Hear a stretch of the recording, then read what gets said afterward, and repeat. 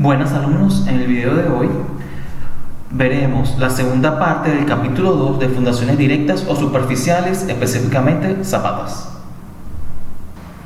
Modificaciones de las ecuaciones de capacidad de carga por nivel freático. ¿Qué pasa cuando se incluye o cuando tenemos en el cálculo de una fundación presencia de agua en el suelo? Es muy fácil. Existen varios casos, ¿ok?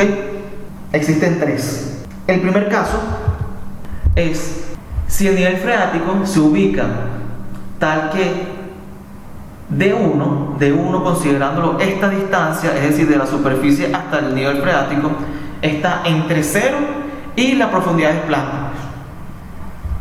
Es decir, si la línea del nivel freático está entre este borde y el nivel freático, estamos en el caso 1. El factor Q en la ecuación de capacidad de carga será igual a la que tenemos aquí. Esta será la expresión. Es decir, este número que vemos aquí, este de aquí, va a estar alterado y en vez de colocarlo como gamma por la profundidad de desplante, no, se va a colocar mediante esta expresión D1, que es la distancia de la superficie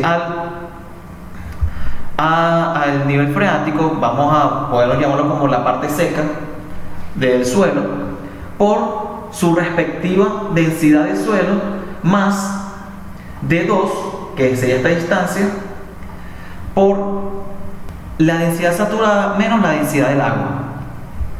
¿Ok? Este sería el caso 1. Para el caso 2, que sería para un nivel freático ubicado en el cual está por debajo de la cimentación, es decir, que D, que sería esta distancia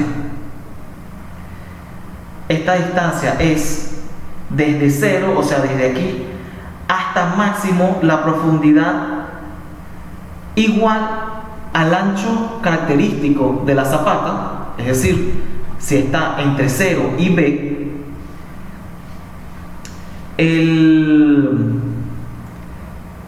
la carga de confinamiento de la expresión de Meyerhof va a ser netamente como la hemos conocido, que es la densidad por su profundidad de desplante. ¿Qué pasa?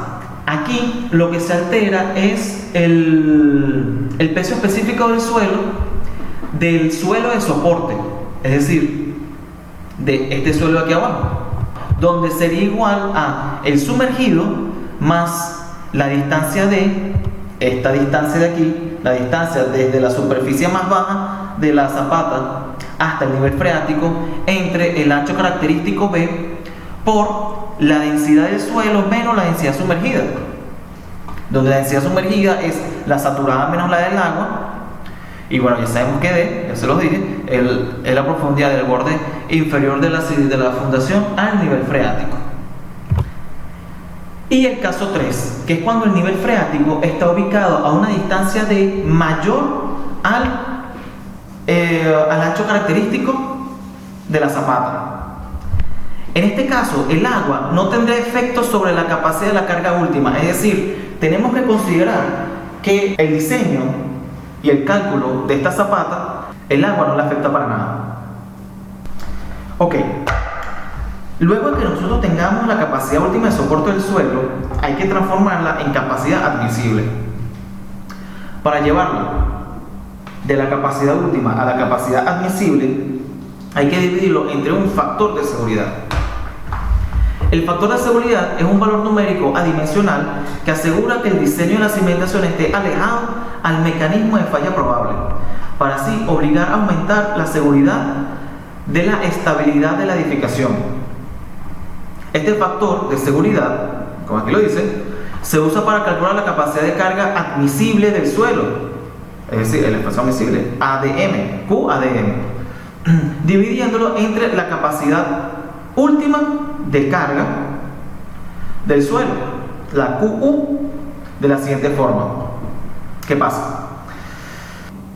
El valor a escoger de los factores de seguridad tiende a ser entre 2 y 4.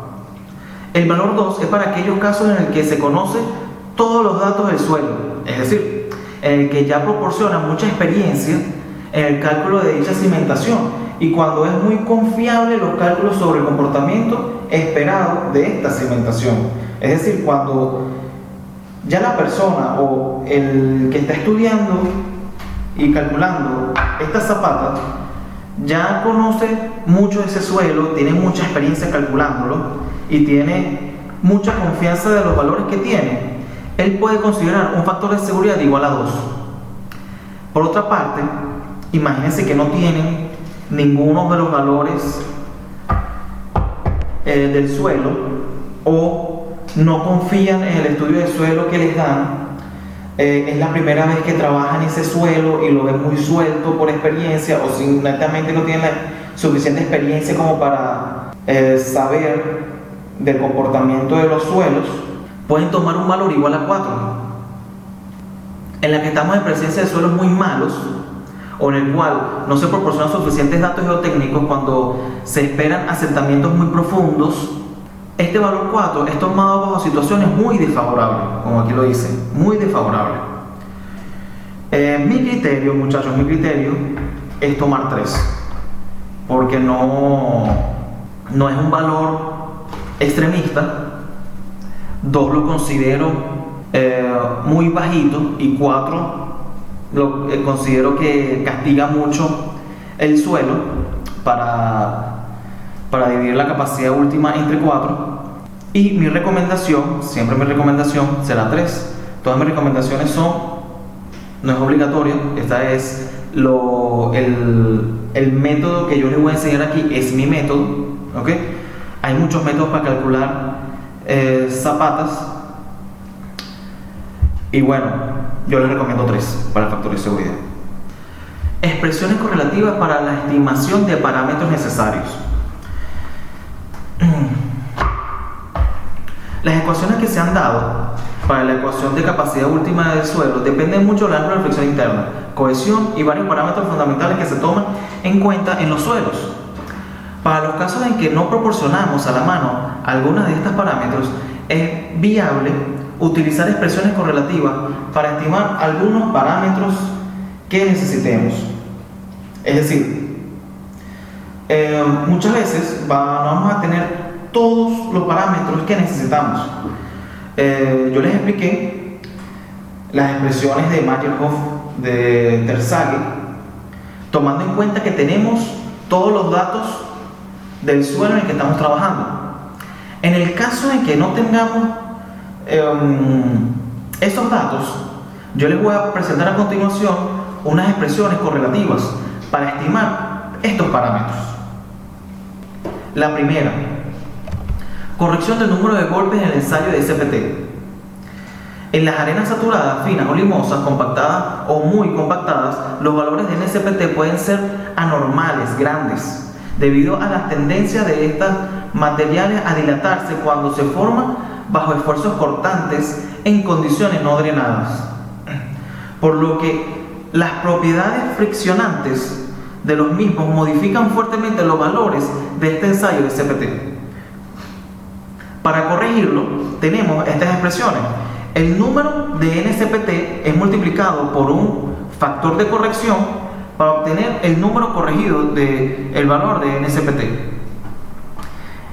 Este factor de corrección es tomado en cuenta mediante 0,77 por el logaritmo de 200 entre el esfuerzo vertical efectivo por sobrecarga.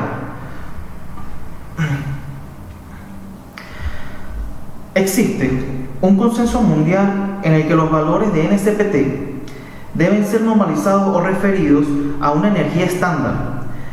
Desde que Schmerman y Palacios en 1979 probaron que los valores del número de golpes son inversamente proporcional a la llamada energía incidente o de entrega.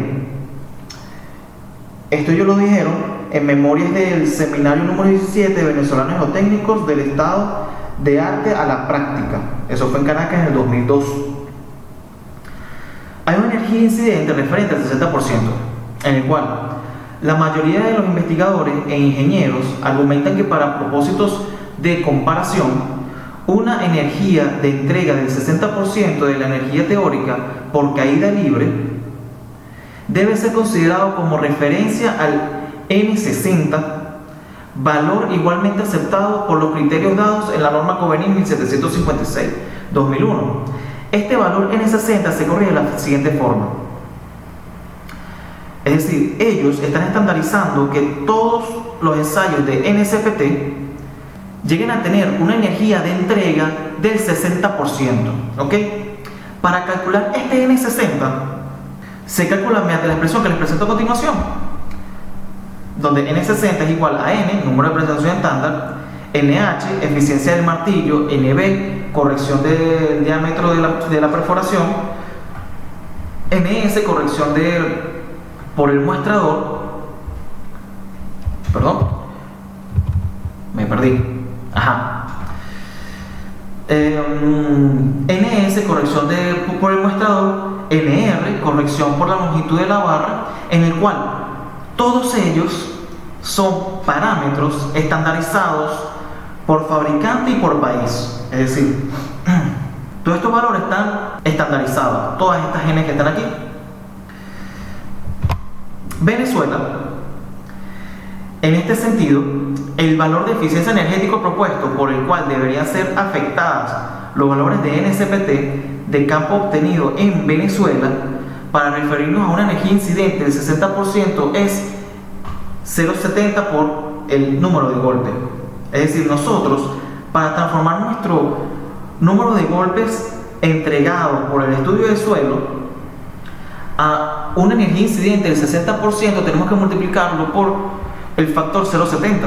Este factor 0,70, aquí los ingenieros geólogos y geotécnicos estudiaron muchos casos en el cual consideraron el más desfavorable 0,70, tomando en cuenta todos estos parámetros que tenemos aquí, y concluyeron que para Venezuela lo normalizaron, eso está en la norma, para una energía incidente del 60% es 0,70 por el número de golpes.